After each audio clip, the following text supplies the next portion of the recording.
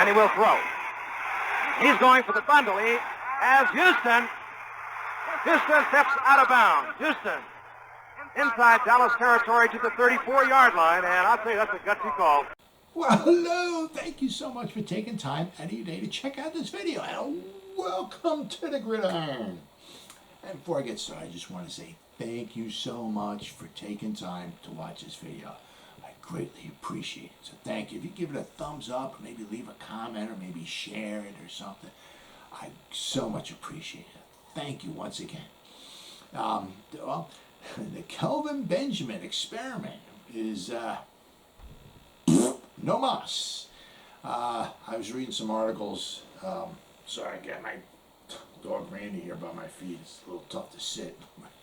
I've seen some articles where he might be the fastest person to ever get cut by the New York Giants. Man, they wouldn't even let him, yesterday, they wouldn't even let him practice on the field.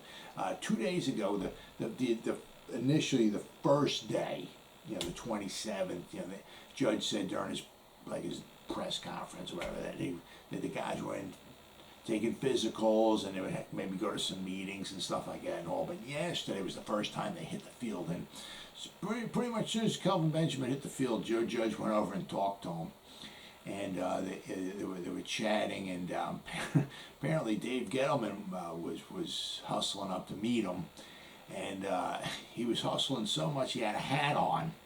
And as he was walking, the wind blew the hat off, and he didn't even bother turning around to get the hat. He just kept walking to get into conversation. And apparently, I don't know exactly if the Giants let him go right then and there. It seemed like it possibly might have been maybe they let him go or released him or whatever later on, because Joe Judge is probably not going to elaborate much on what really happened, but Kelvin Benjamin, he had his side of the story, and you can see in many different articles on the internet, what he was talking about. He said that when Judge met him in the morning, he said, "Can't let you practice, and we're going to fine you for being 17 pounds overweight." And Kelvin Benjamin was like, "Fine me, you can't do that," he also said that Joe Judge said this was strike 2. I guess he was going to give him one more strike, but Joe Judge said, "I'm not going to let you practice. Can't let you practice. I guess you have to get down to the weight." So I don't know. Maybe he still had a chance, maybe. But then, you see, videos and stuff, and Kelvin was getting kind of animated. I guess Judge and Gettleman were talking to him, and Kelvin Benjamin was getting kind of took his helmet off, was kind of getting animated and everything. And I don't know if I don't know what he told him. Maybe go screw off or something. I don't know. But Kelvin, walked off the field and into the locker room, and you can see on the video Dave Gettleman is following him. And then later on, they said that they released him. So now I don't know if they released him right then and there at that conversation, but Joe Judge said, "I can't let you practice," and apparently that was strike 2. So I don't know, because apparently Joe Judge told Kelvin Benjamin after spring practice, after they signed him, in the spring, Kelvin came in at 265. Joe Judge said, "I want you at 251. So apparently there was a problem with Kelvin Benjamin understanding what 251 is, because not only was Kelvin Benjamin not 265, Kelvin Benjamin weighed in at 268. So not only he didn't lose weight, he actually put on weight. So he's 17 pounds over. Joe Judge's like a no-nonsense kind of guy. If he comes up to you, this is March, or, whatever the March, April. So you got a couple months, to lose some weight.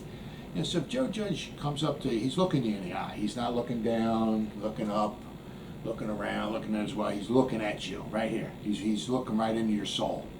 I need you at 251. What does that mean? Does that mean you can put on weight? Does that mean you don't worry about what your weight is? No, that means 251, or like maybe, I guess maybe you can be a little less, maybe 250 or something like that. When Joe Judge says 251, guess what weight you should come in at when it's time for practice? 251.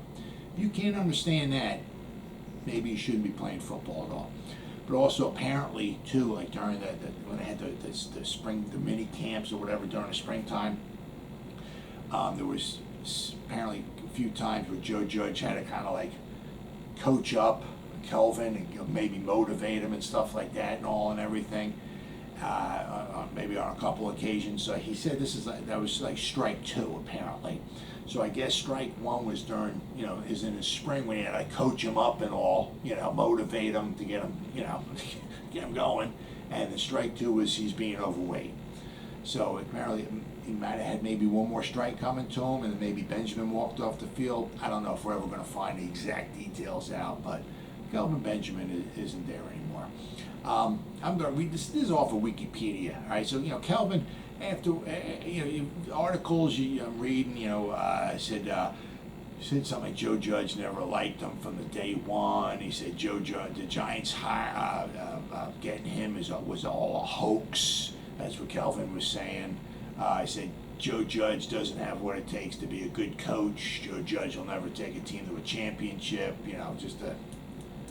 So I'm going to read this off of Wikipedia. All right, this is Wikipedia. All right. Let's see. The 2018 season. All right, for Kelvin Benjamin. On December 4th, 2018, Benjamin was released by the Bills. So the Bills, not only they gave away, I think it was a 3rd round pick to get him. Yes. Okay. On October 31st, 2017, the Panthers traded Benjamin to the Buffalo Bills for a 3rd round pick. So the Bills gave him a 3rd round, the Panthers a 3rd round pick for Kelvin Benjamin. Okay, so they did give away some draft capital. So on December 4th, all right, he only, after 12 games, they didn't even let him finish the season. There's 4 games left. They gave up a 3rd round pick, nice juicy pick too. They just, we'll see you, all right. He was released by the Bills. He finished the season playing in 12 games in 2018 with the Bills. He started in 10 of them. In 12 games, he had 23 receptions for 354 yards and 1 touchdown. Prior to his release, Benjamin had a catch rate of 35%, the worst in the league. So basically, 1 out of every 3 balls were thrown his way, he caught. 35%. And you thought Evan Ingram was bad. Whew. Holy cow.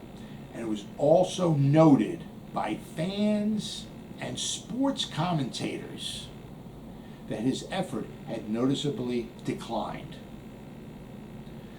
2 days after being released by the Bills, Benjamin signed a 1-year deal with the Chiefs. There you go.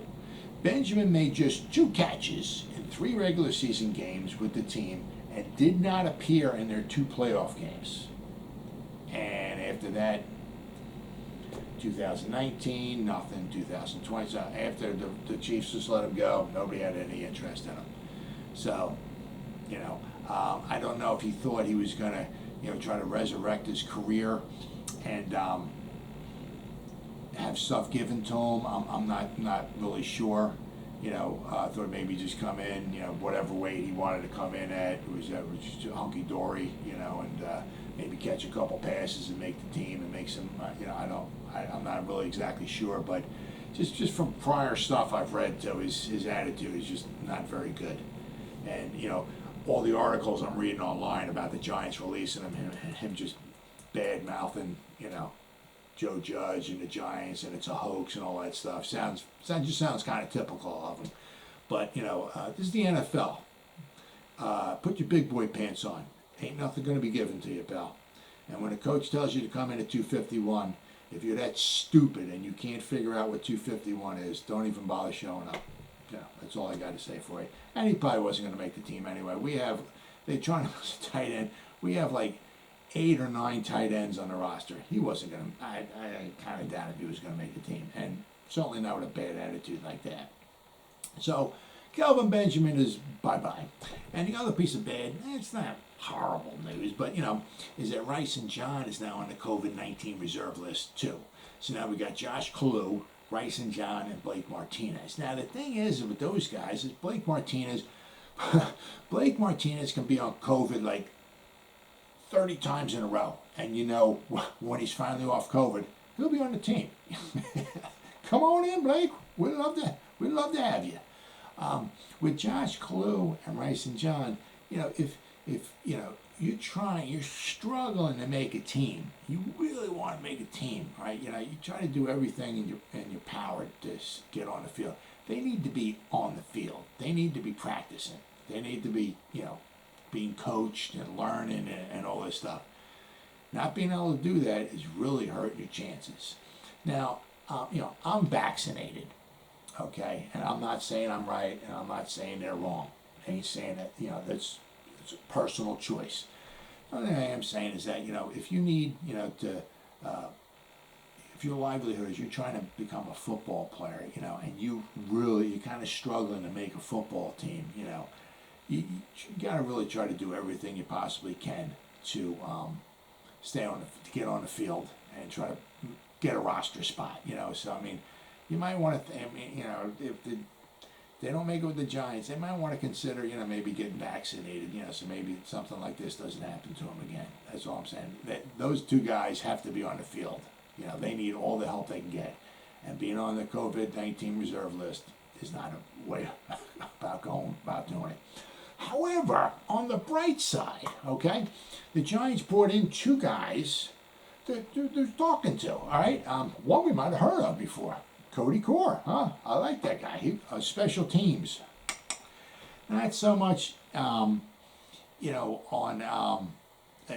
as a receiver, but special teams pretty. He didn't play last year. He missed the entire season with an Achilles injury. Right? See, he was 2019. He was on the Giants, but then in 2020, he missed with the Achilles.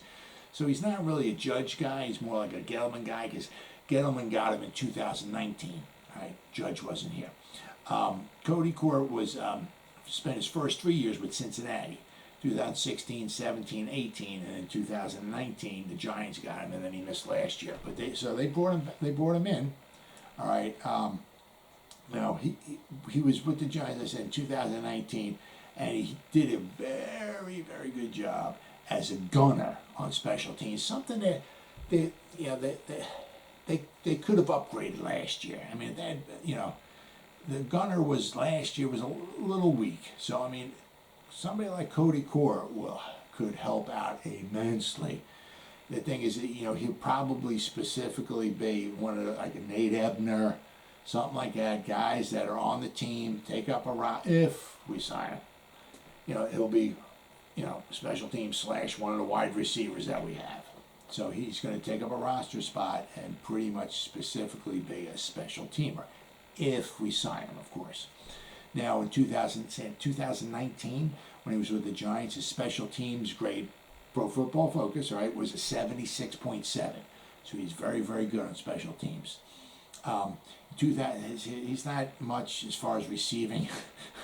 2016 was his best season. Was with Cincinnati. He had 17 receptions for 200 yards. 2017 with Cincinnati, he didn't have a reception. Obviously, he didn't have any yards. His offensive grade with Pro Football Focus was a 49. 2018, his grade with Pro Football Focus was a 53.9. He had 13 receptions for 160 yards. 2019 is 1 year with the Giants. His offensive grade was a 57.2. He only had 3 receptions for 28 yards. All right, so he's not going to contribute much on offense if we were to sign him, but he would be very, very good on special teams if we were to sign him. So they're just bringing him, haven't signed him yet or anything like that, but hey, bring him in, right? What's the worst that can happen, right? And the other guy they brought in was Todd Davis, okay? He was undrafted, right, in 2014 because he's from that powerhouse school, Sacramento State. Now, he is second in school history with 351 combined tackles, all right? So, the dude can play. Now, a lot of times it's like what the Giants say is that, if you're at like a lower level school or so, you have to dominate, and he dominated, okay? At that level, you have to dominate, right? Because, once you come up to the NFL, there's no Sacramento States on the schedule, right? Everybody is absolutely phenomenal, great teams, great coach, great players, and all that, right? So, at a lower level school like that, you have to dominate, and he did. All right, now he had some pretty darn good seasons with Denver. 2016, 2017, 2018, 2019 with Denver, all right? He missed a grand total of 4 games. All right, 2016 with Denver, he played in 16, he started 15. 2017, he missed 2 games. He played 14, he started in 14. 2018, he played in 16, started in 16. 2019 with Denver, he played in 14 and he started 14.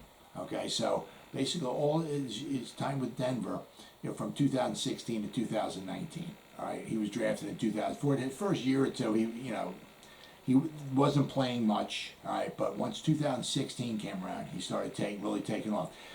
And 2016, he was in 97 combined tackles. 2017, he was in 82, which is, but he missed 2 games. So now if you add, you added 2 other games in there, if he played a full season, he would have had well over 90, right?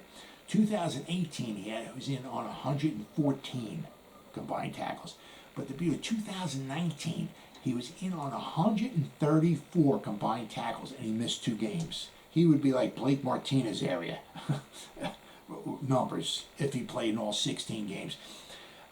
His grade, all right, in 2016, Pro Football Focus was a 66.1. 2017 was a 65.3. 2018, he graded out at a 70.6. 2019, he was a 65.1. Right. Last year with Minnesota, all right, he played in 11 games, only started 6. He only had 35 tackles. He graded out at a 60.6, but he's very good on his run defense. Last year, he only graded out at 60.6, but his run defense last year was a 70.2. So, like on early downs, right, if you had him in there, I mean, he would be very, very. If you had him right next to Blake Martinez, wow, you'd have some run stoppers in there for sure. He's very, very good against the run. He's a little bit he's a little bit of kind of a liability against the pass. But the beauty of him, okay, is that with Denver, 2016, he was the right outside linebacker. 2017, he was the right inside linebacker. 2018, he was the left inside linebacker. 2019, he was the right inside linebacker. So he's played right, left, inside, outside. You can put him around anywhere you want. Very, very flexible. Now, the problem with the Giants, okay, is that there are 2 guys that they got in the middle. Blake Martinez is on the COVID-19 reserve list, and Reggie Ragland is on the NFI list, the non-football injury list with the hamstring. So there are 2 main guys, okay, in the center of the inside linebackers aren't there. Well, what they got is they got Tay Crowder, Mr. Irrelevant for last year. Didn't do too bad, but he's in his 2nd year. Carter Coughlin, okay, they kind of transitioned him over from outside edge because they got a lot of edge rushers.